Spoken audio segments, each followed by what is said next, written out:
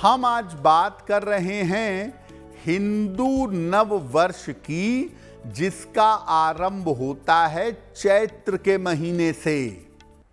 जैसे अंग्रेजी कैलेंडर शुरू होता है 1 जनवरी से, वैसे हिंदू नव संवत्सर या हिंदू नया साल शुरू होता है चैत्र शुक्ल पक्ष की प्रतिपदा से। क्या महत्व है इसका? देखिए, हिंदू धर्म में चैत्र शुक्ल पक्ष की प्रतिपदा को नव संवत की शुरुआत होती है और नव संवत के आरंभ को भारतीय नववर्ष हिंदू नया साल कहा जाता है। इसका आरंभ महाराज विक्रमादित्य ने किया था, इसीलिए इसको विक्रम संवत भी कहते हैं। चैत्र शुक्ल पक्ष की प्रतिपदा से वासंतिक नवरात्र की, वसंत वाले नवरात्र की शुरुआत होती है और लगभग इसी समय के आसपास सूर्य भचक्र की पहली राशि मेष में प्रवेश करते हैं। इस समय से ऋतुओं में और प्रकृति में परिवर्तन होना भी आरंभ हो जाता है। इस बार नव संवत्सर 19 मार्च से आरंभ हो रहा है, यानी भारतीय पंचांग से, भारतीय कैलेंडर से जो हिंदू नया साल है वो इस बार 19 मार्च से आरंभ होगा। तो नव संवत्सर का सामान्य महत्व तो आपने जाना। ज्योतिष नव संवत्सर से कैसे जुड़ता है और ज्योतिष में नव संवत्सर का क्या महत्व है? देखिए, हर नव संवत का विशेष नाम होता है और हर नव संवत का विशेष फल होता है। इसके अलावा पूरे संवत के लिए, पूरे साल के लिए ग्रहों को समझा जाता है और ग्रहों का एक मंत्रिमंडल बनाया जाता है। उसमें कोई ग्रह राजा है, कोई ग्रह मंत्री है, कोई ग्रह सेनापति है, कोई ग्रह सुरक्षा करता है, कोई ग्रह बारिश करवाता है। तो इसी मंत्रिमंडल के ग्रहों के आधार पर पूरे साल को समझा जाता है कि ये साल शुभ फल देगा या अशुभ फल देगा। मौसम, अर्थव्यवस्था, जनता, सुरक्षा, कृषि, यहाँ तक कि बरसात भी इन्हीं ग्रहों के मंत्रिमंडल से निर्धारित होती है। जो ग्रह राजा होता है उसका सर्वाधिक प्रभाव पूरे साल पर पड़ता है। इसके बाद प्रभाव पड़ता है मंत्री का बड़े निर्णयों के मामले में, और साल की महंगाई कितनी है, साल में दरिद्रता कितनी है, युद्ध तो नहीं होगा, गड़बड़ियां तो नहीं होंगी, ये मंत्रिमंडल को देख करके आप जान सकते हैं। तो हमने आपको बताया कि हर संवत का, हर भारतीय नए साल का एक मंत्रिमंडल होता है जो आने वाले समय के बारे में बताता है। इस बार नव संवत्सर में ग्रहों का मंत्रिमंडल कैसा है? ये विक्रमी संवत 2083 है और इसका नाम है रौद्र। रौद्र नाम का संवत्सर है विक्रमी संवत 2083। इस संवत के राजा हैं बृहस्पति और मंत्री हैं मंगल। बृहस्पति के राजा होने का परिणाम ये है कि स्थितियां थोड़ी बेहतर होंगी। धर्म के मामलों में, शिक्षा के मामले में और कानून के मामले में तेजी से सुधार होता दिखाई देगा। मंत्री चूंकि मंगल है, तो मंगल का मंत्री होना थोड़ी परेशानी पैदा करेगा।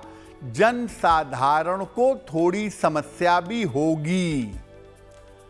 अग्नि से भय, युद्ध और दुर्घटनाओं की स्थिति पूरे साल भर बनी रहेगी। युद्ध धीरे धीरे पूरी दुनिया को अपनी चपेट में लेगा। मेघेश जो है, वर्षा का जो स्वामी है इस साल में, वो चंद्रमा है।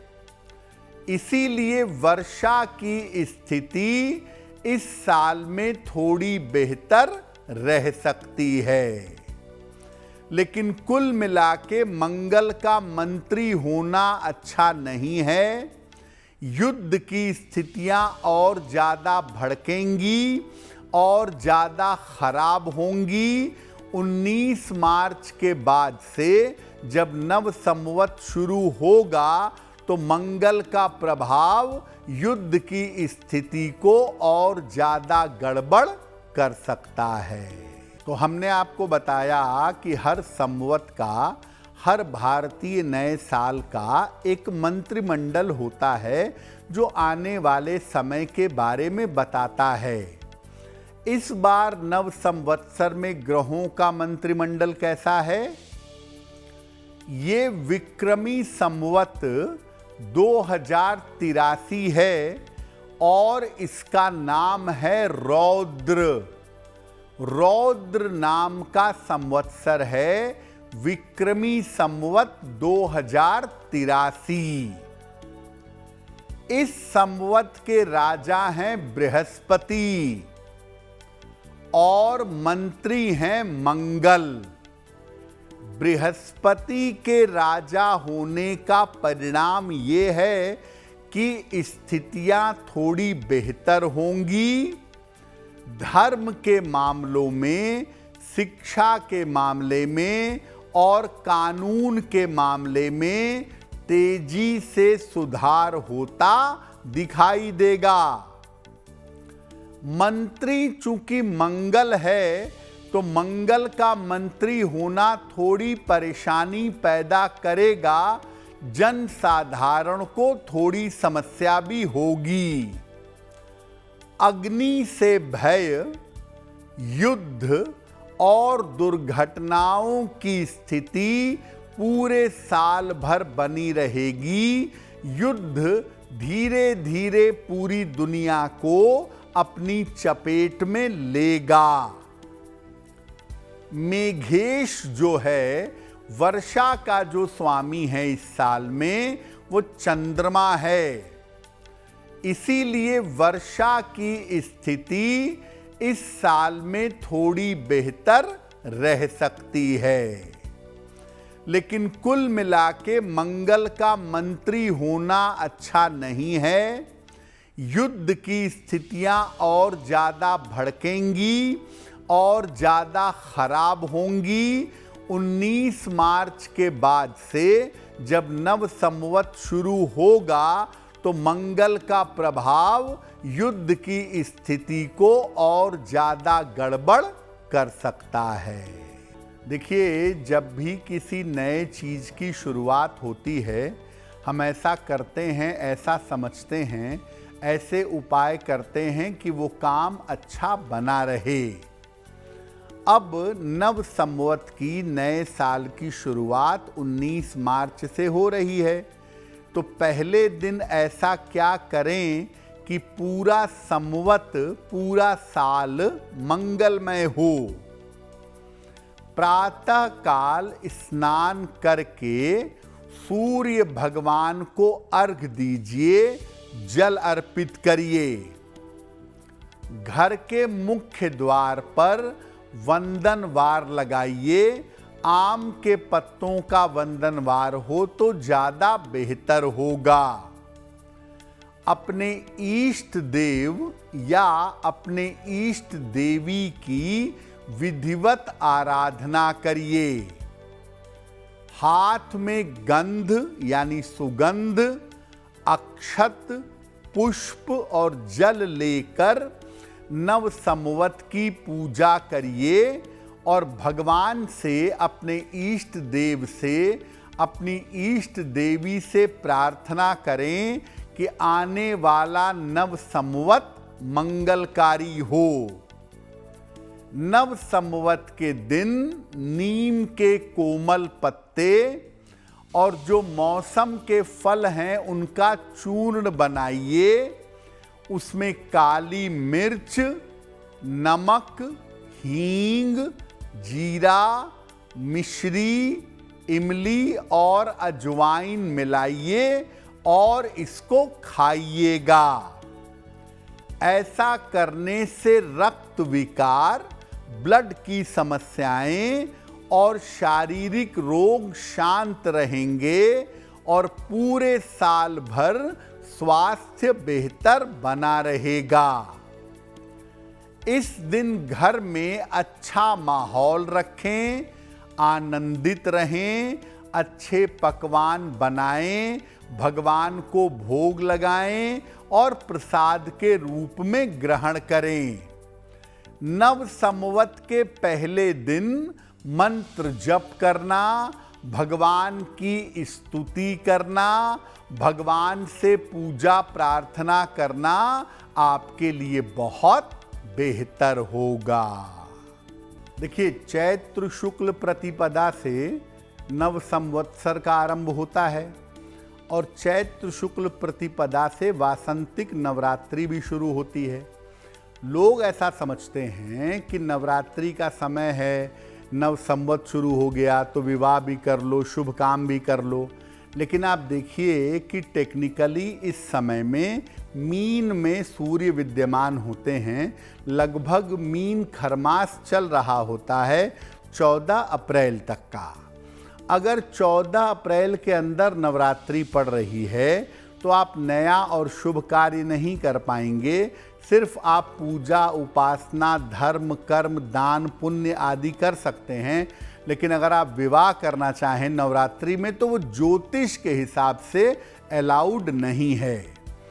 अगर नवरात्रि का कुछ हिस्सा या नवरात्रि 14 अप्रैल के बाद पड़ जाए तो उस समय खरमास समाप्त हो चुका होता है और खरमास समाप्त होने के बाद आप नया और शुभ कार्य कर सकते हैं। लेकिन सामान्यतः 14 अप्रैल के पहले लगभग 15 मार्च से 14 अप्रैल तक मीन खरमास होता है। इसमें नए और शुभ कार्य करने की मनाही होती है। नवरात्रि जब इस समय में पड़ जाती है तो उस समय ज़्यादा साधना उपासना करनी चाहिए, प्रार्थना करनी चाहिए। और जब खरमास खत्म हो जाए 14 अप्रैल के आसपास, उसके बाद आप नया और शुभ काम कर सकते हैं। अगर आप मुझसे जुड़ करके अपनी समस्याओं का समाधान चाहते हैं और चाहते हैं कि आपकी समस्याओं को ज्योतिष के माध्यम से सुलझाया जाए तो आप हमसे संपर्क कर सकते हैं, जुड़ सकते हैं एस्ट्रो तक पर।